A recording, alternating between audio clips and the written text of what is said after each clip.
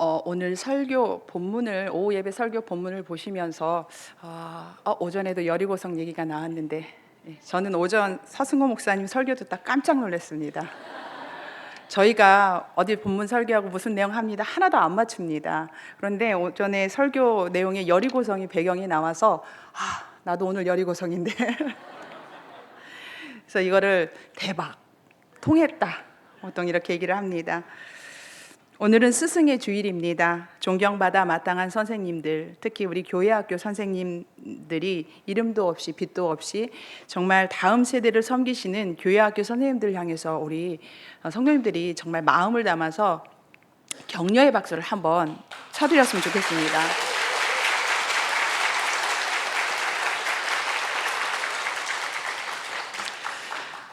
김영란법이 생기기 전에는 학교에는 스승의 날에 선물이 막 쌓였습니다. 김영란법이 생기고 나서는 선물들이 사라졌지만 교회 학교에는 김영란법이 생기기 전에도 선물이 없었습니다.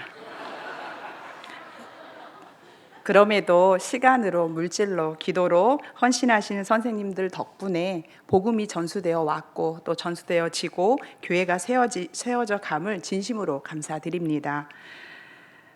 여러분들 가운데 특별히 생각나는 선생님들 없으십니까? 저는 두 분이 계세요. 한 분은 교회학교 선생님이고 한 분은 초등학교, 국민학교 5학년 때 담임 선생님입니다. 친구들은 친구 따라 남들은 강남 간다고 하는데 저는 친구 따라 교회 천국 갔습니다. 그래서 초등학교 5학년 때 대흥동에 있는 세강 장로교회를 다니기 시작했고요.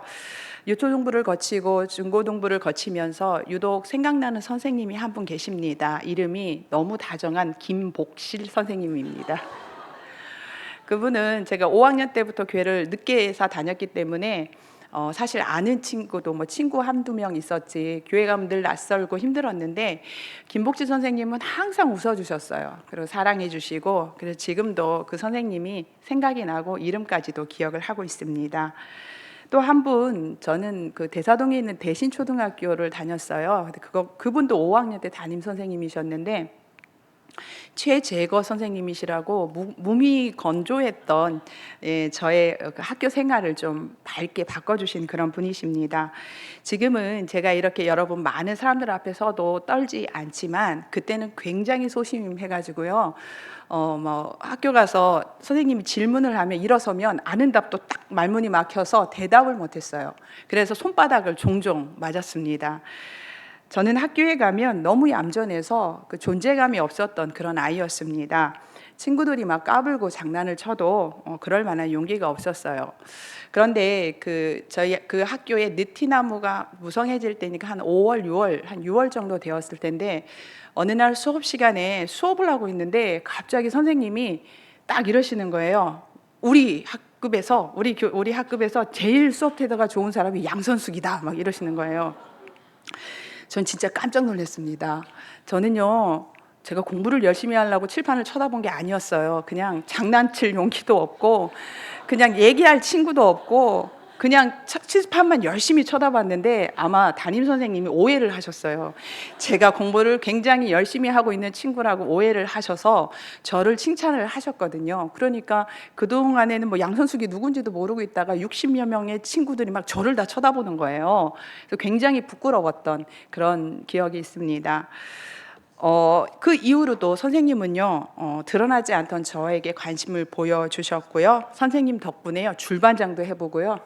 미아부장까지 하는 출세를 제가 그때 했습니다. 학교가 진짜 재미없었어요. 가기 싫어서 아침에 눈을 뜨면 제가 막 이불 속에서 오늘은 학교 가기 싫은데 엄마한테 어떻게 거짓말을 쳐서 아프다고 할까 막 이런 고민을 했던 제가 선생님이 이름을 한번 불러주신 것과 그리고 그 관심 때문에 눈을 뜨자마자 이불을 박차고 학교 갈 준비를 하는 거예요. 그리고 심지어는 제가 드디어 시험 공부도 하게 됐습니다. 저는 4학년 때까지 공부를 하고 시험을 본 적이 한 번도 없습니다. 그래서 선생님한테 잘 보이려고 공부를 해야겠다 하고 책상이 없었기 때문에 밥상을 폈는데 한 번도 공부를 안 해봐서 공부를 어떻게 하는지 몰랐던 그런 적도 있습니다. 세상 바깥에 있던 저를 세상 안으로 들어오게 한 건 선생님의 관심이었습니다. 선생님이 이름 한번 불러주고 관심 한번 주셨던 그 관심이 무채색이었던 저의 학교 생활을 알록달록하게 변화시켜 주었습니다. 사람은 누구를 만나느냐에 따라서 인생의 색깔이 달라집니다. 인장지덕, 목장지폐라는 말이 있습니다. 큰 사람 밑에 있으면 큰 피해를 보고 큰 덕을 보고 큰 나무 밑에 있으면 큰 피해를 본다라는 그런 사자성어입니다. 나무가 크면 그늘도 커서 그 그늘 밑에는 햇빛이 들어오지 않지요. 그래서 나무가 자라지 못합니다. 하지만 사람은 그렇지 않습니다. 큰 사람 그리고 큰 스승을 만나야 스승을 보고 자란 제자도 큰 사람이 될 수 있습니다. 오늘 우리가 읽은 본문은 이스라엘 백성이 요단강을 건너 첫 번째 성인 여리고성을 점령하는 내용입니다. 여호수아는 모세의 뒤를 이어서 출애굽한 이스라엘 백성을 이끌고 가나안을 정복해서 완수해내는데요. 여호수아는 신실했던 스승 모세가 있었기에 하나님의 종으로 쓰임 받을 수 있었습니다. 출애굽한 이스라엘이 가데스 바네아에 도착한 후에 가나안을 정탐하기 위해서 12명의 정탐꾼을 뽑았고 그들은 40일에 걸쳐서 가나안을 정탐하고 돌아왔습니다. 12명의 정탐꾼은 백성 앞에서 가나안이 어떤 곳인지 보고했는데요. 그런데 그들의 보고는 하나로 일치하지 않았고 10대 2로 나뉘었습니다. 같은 곳에 가서 같은 것을 보았는데 보는 관점이 달랐습니다. 우리는 가나안 사람들에 비하면 메뚜기에 불과하다라는 열명과 그들이 아무리 강할지라도 하나님이 우리와 함께 하시면 그들은 우리의 밥이다라는 두 명으로 나뉘었습니다. 그래서 제가 붙였습니다. 메뚜기파와 밥파. 네. 10대 2였습니다. 백성들은 밥파보다는 메뚜기파의 마음이 쏠렸습니다. 사람이라는 게 긍정적인 말보다 부정적인 것에 더 휩쓸리기 쉽고 또 2명보다는 10명이 본 것이 맞지 않겠느냐 하면서 이스라엘 백성들은 하나님을 원망하고 그리고 모세를 원망했습니다. 여러분, 10명이 본 것이 잘못 본 게 아닙니다. 틀린 게 아닙니다. 가나안 사람들은 기골이 장대하고 힘이 센 게 맞았습니다. 하지만 10명에게는 없고 2명에게는 있었던 것은 바로 믿음입니다. 하나님이 함께 하시면 우리가 이길 수 있다라는 믿음이 있었던 것입니다. 하나님은 10명을 위시한 이스라엘 백성의 원망과 부정의 소리를 들으셨고 2명의 믿음의 긍정의 소리도 들으셨습니다. 그리고 이렇게 말씀하셨습니다. 내 삶을 두고 맹세하노라. 너희 말이 내 귀에 들린 대로 내가 너희에게 행하리라.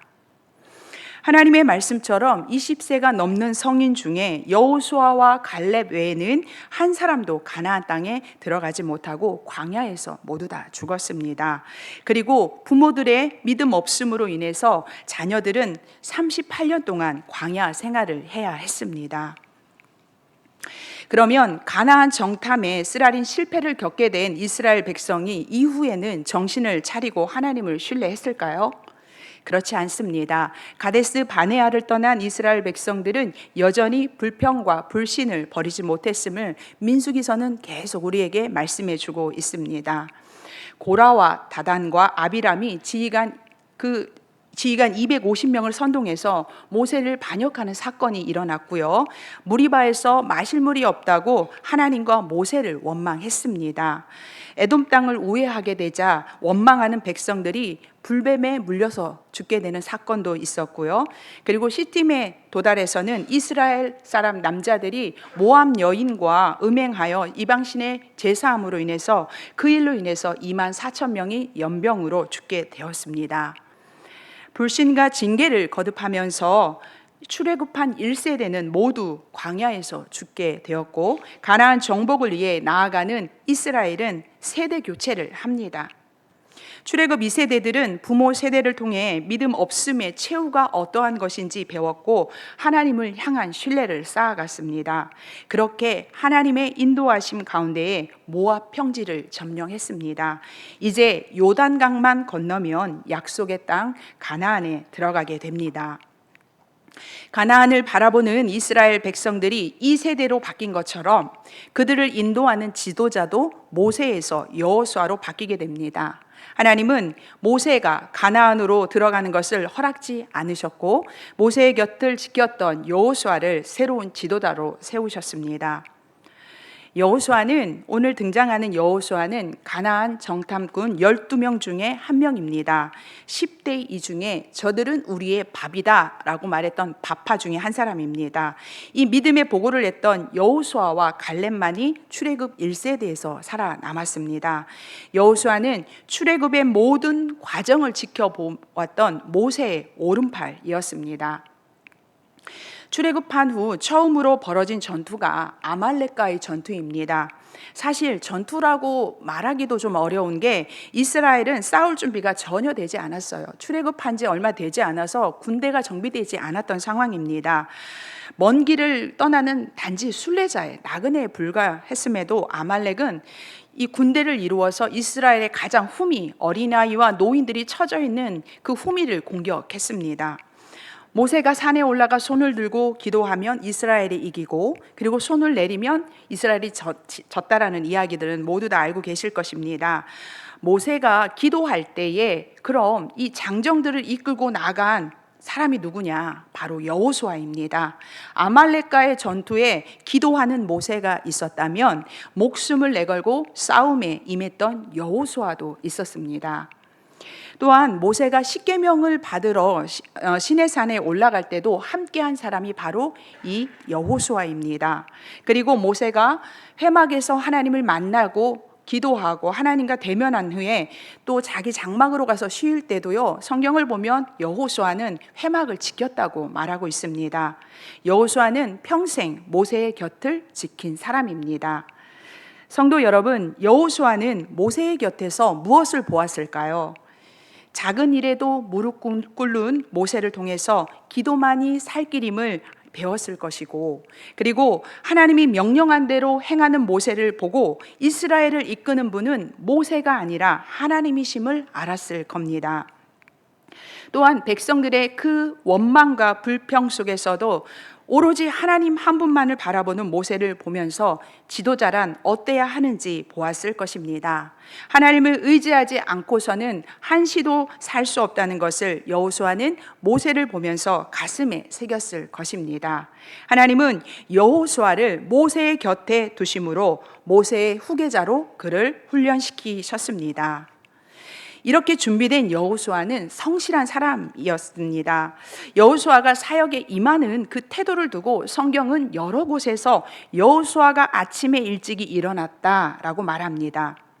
여호수아 3장 1절, 6장 12절, 8장 10절에 여호수아가 아침에 일찍이 일어나라고 이 말이 여러 번 사용된 것으로 보아 여호수아는 부지런한 사람이었습니다. 하나님의 일을 하는데 게으르지 않고 열심을 냈음을 알 수 있습니다. 성도 여러분, 그러면 이 여호수아가 아침 일찍 일어나 무엇을 했을까요? 기도하지 않았을까요? 200만 명의 백성을 이끄는 지도자로서 얼마나 부담이 컸겠습니까? 그리고 훌륭한 스승, 모세의 그 훌륭한 스승의 뒤를 이어받는 게 얼마나 부담스러운 일이었겠습니까? 그래서 그는 일어나서 기도했을 것입니다. 모세의 곁에서 보고 배운 대로 하나님께 나아가 아뢰고 물었을 것입니다. 이렇게 하나님의 일을 맡은 사람은 성실함과 기도의 무릎을 가져야 합니다. 하나님의 나라는 하나님의 능력이 임해야 하는 것이지만 일을 맡은 자로서 성실함이 있어야 합니다. 나태하고 게으른 자는 기도하지 않습니다. 성실한 자가 기도하고 인간의 성실에 하나님이 역사하시는 것이지 나태하고 게으른 사람에게 하나님의 능력이 임하지 않습니다. 그리고 여호수아는 하나님만 사랑하는 사람이었습니다. 여호수아서 마지막 장인 24장은 여호수아의 고별 설교입니다. 그는 자신의 신앙을 이렇게 고백합니다. 다 함께 여호수아 24장 15절 말씀을 함께 읽도록 하겠습니다. 만일 여호와를 섬기는 것이 너희에게 좋지 않게 보이거든 너희 조상들이 강 저쪽에서 섬기던 신들이든지 또는 너희가 거주하는 땅에 있는 아모리 족속의 신이든지 너희가 섬길 자를 오늘 택하라. 오직 나와 내 집은 여호와를 섬기겠노라 하니. 아멘. 가나안 정탐 당시 여호수아는 젊은 청년이었습니다. 그때에도 여호수아에게는 하나님이 함께 하시며 모든 것이 가능하다는 임마누엘 신앙이 있었습니다. 200만 명이 갖지 못한 세상을 영적으로 바라보는 눈이 바로 젊은 여호수아에게 있었던 것입니다. 110세에 죽기까지 여호수아는 오직 하나님 한 분만을 섬기며 사랑했던 사람입니다. 그런 신실하고 믿음 충만한 여호수아를 하나님이 가나안 정복의 지도자로 삼으셨습니다. 모세와 함께 하셨던 하나님이 여호수아에게도 동일하게 함께 하셨습니다. 여호수아서 1장 5절 말씀에 이렇게 기록되어 있습니다. 내 평생에 너를 능히 대적할 자가 없으리니 내가 모세와 함께 있었던 것 같이 너와 함께 있을 것임이니라. 내가 너를 떠나지 아니하며 버리지 아니하리라 라고 말씀하셨습니다. 여호수아는 백성을 이끌고 가나안 정복의 대업을 완수해서 하나님의 약속을 이루는 일꾼으로 쓰임 받았습니다. 신실한 지도자 여호수아를 따라서 이스라엘 백성도 하나님을 향한 신실함을 보이게 되는데요. 오늘 우리가 읽은 여호수아서 6장은 가나안의 첫 성인 여리고 정복 사건입니다. 불평과 불만, 불신을 보였던 이스라엘 백성들이 어떻게 견고한 성 여리고성을 함락했는지, 이스라엘 백성들이 어떤 모습으로 여리고 전투에 참여했는지를 살펴보도록 하겠습니다. 우리가 생각하는 여리고성 정복의 클라이막스는 성벽이 무너지는 순간입니다. 그런데요, 성경은 이 클라이막스를 단 한 줄로 이렇게 6장 20절에 간단하게 적어 놓았을 뿐입니다. 백성이 나팔 소리를 들을 때에 크게 소리질러 외치니 성벽이 무너져 내렸다. 성벽이 무너질 때 이스라엘 백성들이 어땠는지, 그리고 성 안의 여리고 사람들이 어떤 혼돈이 벌어졌는지 이런저런 이야기가 없습니다. 이 말은 우리가 짚어봐야 할 클라이막스가 따로 있다는 그런 말입니다. 성경은 우리에게 여리고성 사건에서 무엇을 보길 원하는 걸까요? 여리고성 사건이 기록된 6장 1절부터 22절 말씀을 보면 이스라엘 군대의 진영은 어떻게 하고 전투 전략과 그리고 이 전략에 따른 이 하나님의 명령에 이스라엘 백성들의 순종한 모습이 기록되어 있습니다. 여기에서 계속 반복되는 단어가 두 개 있는데요. 언약궤와 숫자 7입니다. 1절부터 21절을 보면은 언약궤는 10번이 등장하고요. 숫자 7은 14번이 등장합니다. 언약궤는 하나님의 임재를 상징하는 것으로 전투 대열에 언약궤가 있다는 것은 하나님이 그곳에 함께 하심을 의미합니다. 그리고 숫자 7은 완전수인데 하나님의 임재 그리고 하나님의 사역을 나타내는 것으로 여리고의 함락은 사람이 아닌 바로 하나님께서 함께 하신 하나님의 승리의 사건이라고 말하고 있는 것입니다. 광야를 지나오면서 이스라엘 백성들은 하나님을 온전히 신뢰하지 않았습니다. 모세가 산에 올라가 하나님을 대면하는 동안 이스라엘 백성들은 금송아지를 만들어 이방신에게 제사를 했고, 그리고 가나안 정탐 때에도 하나님을 신뢰하지 않았습니다. 만나와 메추라기로 먹이시고 밤에는 불기둥, 낮에는 구름기둥으로 인도하시는 살아계신 하나님을 경험하면서도 이스라엘 백성들은 불평과 불만, 불순종과 불신의 모습을 보여왔습니다. 하지만 오늘 본문에는 이스라엘 백성들이 하나님의 말씀에 전적으로 순종하는 모습을 보이고 있습니다.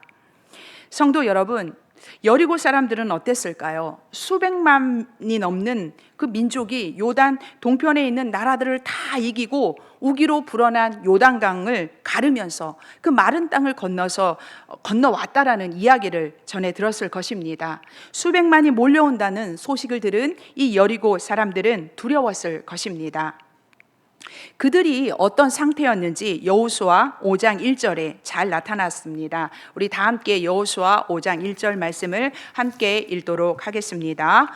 요단 서쪽의 아모리 사람의 모든 왕들과 해변의 가나안 사람의 모든 왕들이 여호와께서 요단물을 이스라엘 자손들 앞에서 말리시고 우리를 건너게 하셨음을 듣고 마음이 녹았고 이스라엘 자손들 때문에 정신을 잃었더라. 아멘.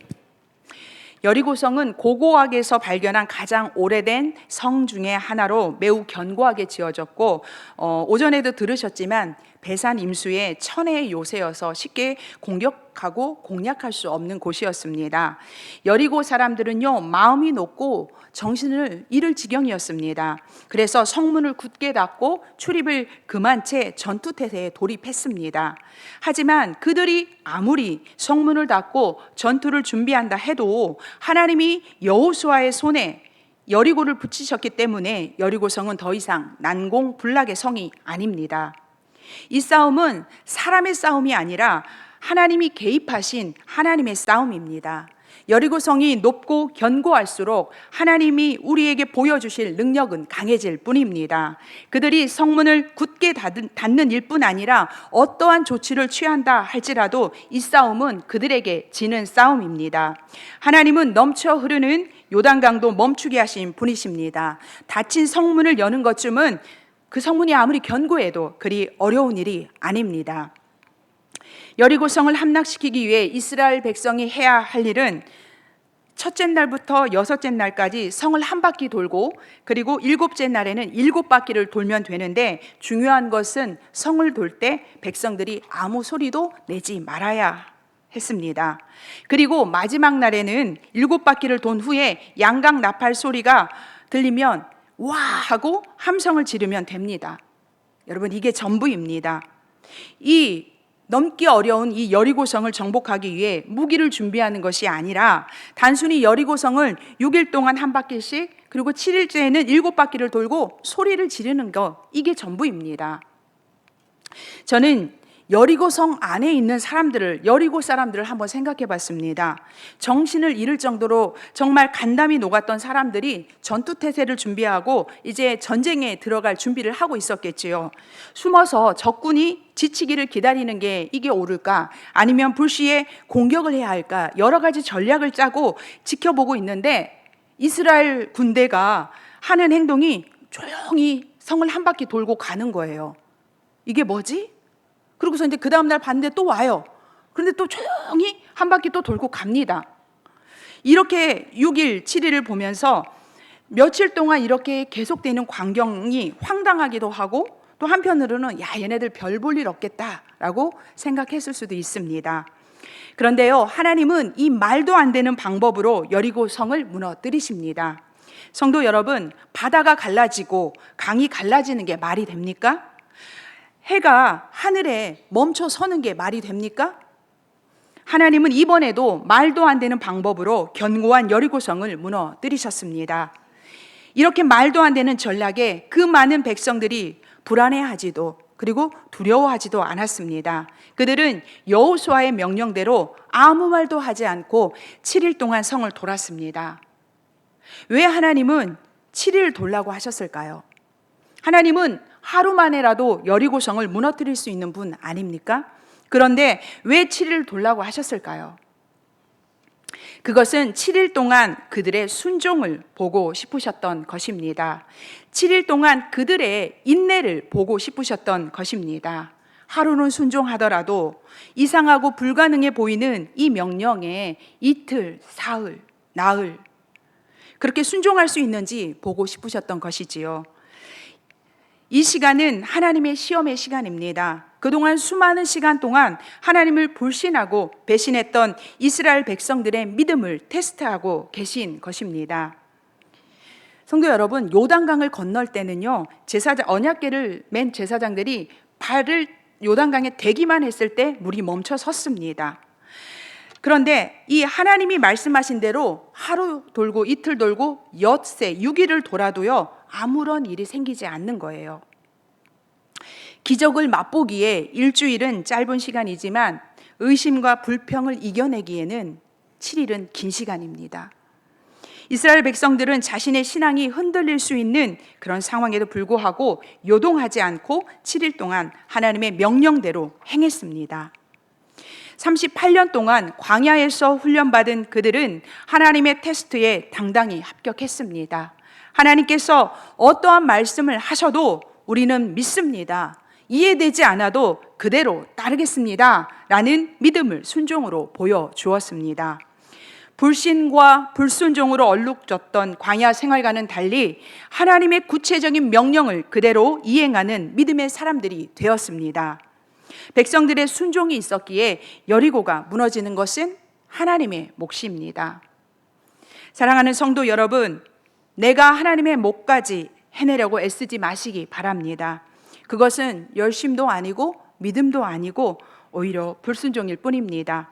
우리 삶에서 만나는 여리고라는 그 문제 앞에서 내 생각, 내 경험을 의지하지 마십시오. 내 것으로는 여리고성 못 무너뜨립니다. 내 생각, 내 노력 아무리 해도 무너지지 않는 게 여리고성입니다. 여리고성은 하나님이 무너뜨릴 수 있습니다. 그러면 우리가 어떻게 해야 할까요? 여리고성 앞에서 바로 우리는 믿음으로 순종해야 합니다. 하나님이 말씀하시는 게 이해되지 않아도 우리는 믿어야 하고, 명령하시는 것이 우스워 보여도 우리는 순종해야 합니다. 우리의 몫은 믿는 것입니다. 우리의 몫은 순종하는 것입니다. 나머지는 하나님의 몫입니다. 이스라엘 백성들은 이 성을 도는 7일 동안 아무 말도 하지 않았습니다.